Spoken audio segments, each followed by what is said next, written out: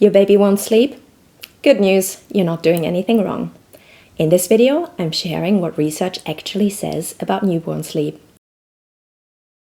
why it's so hard in the early weeks, and what genuinely helps. No sleep training, no guilt, and no pretending this part of the newborn phase is magical. And I've got a PhD in emotional and behavioral research. I'll take all the science, turn it into gentle, doable steps to make it easy for you.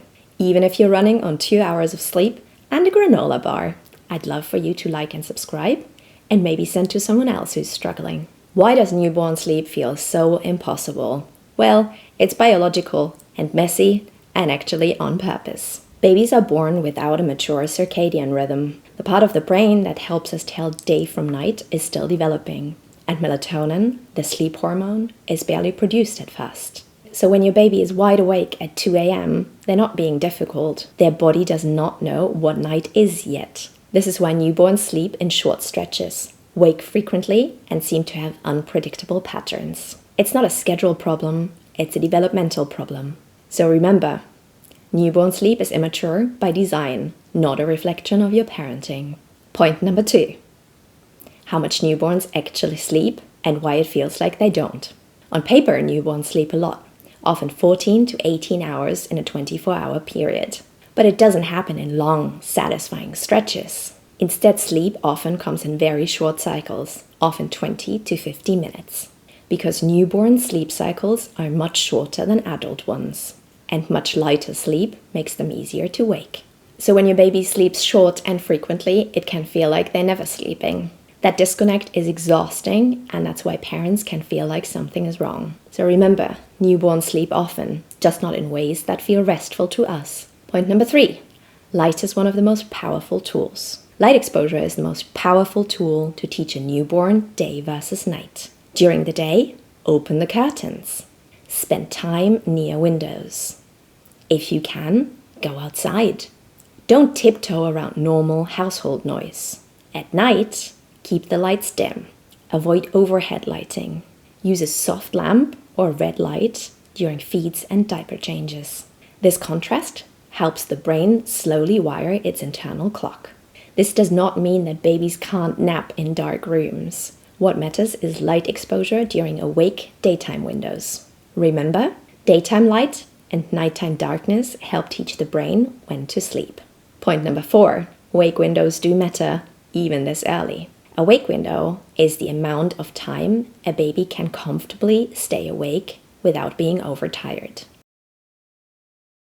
For newborns, wake windows are very short, usually 45 to 90 minutes. When babies stay awake too long, stress hormones rise, and that makes it more difficult to fall back asleep. Often parents assume that babies who fight sleep need more stimulation, but often the opposite is the case. So remember, overtired babies don't sleep better, they sleep worse. Point number 5. Full feeds support better sleep. Sleep and feeding are deeply connected.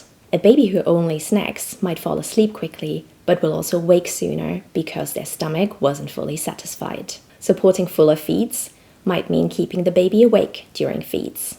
Maybe changing a diaper mid-feed. Gently stimulating with light or touch during daytime sleeps. This is not about forcing intakes. It's about helping babies complete feeds when they're able to. So remember, fuller feeds often lead to longer, more restful sleep stretches. Point number 6. Daytime routines help nighttime sleep. Newborns don't need rigid schedules, but gentle patterns help. Repeated cues like eat, brief interaction, sleep.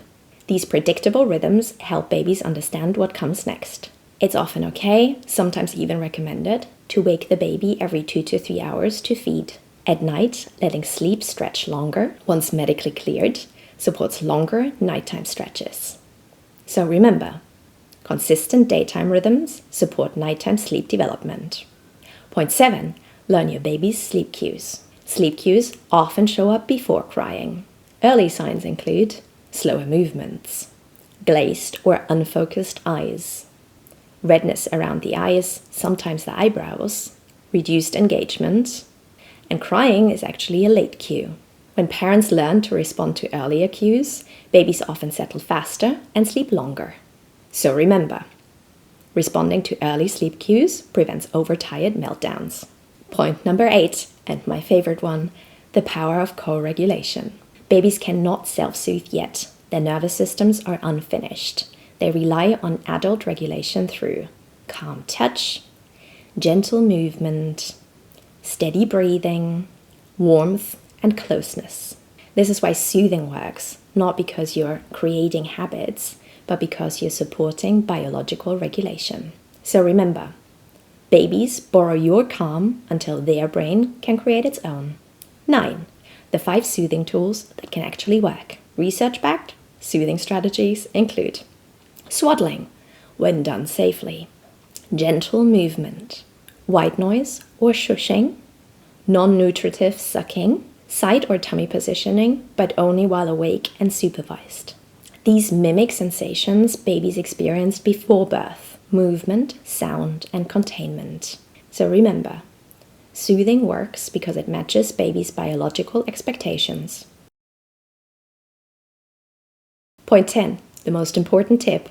This phase is temporary. The first weeks are about survival, not perfection.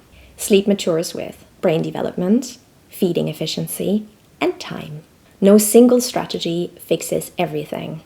Progress comes from small, consistent supports layered together. And asking for help from friends or family is not a sign of weakness. It's how humans have always raised babies.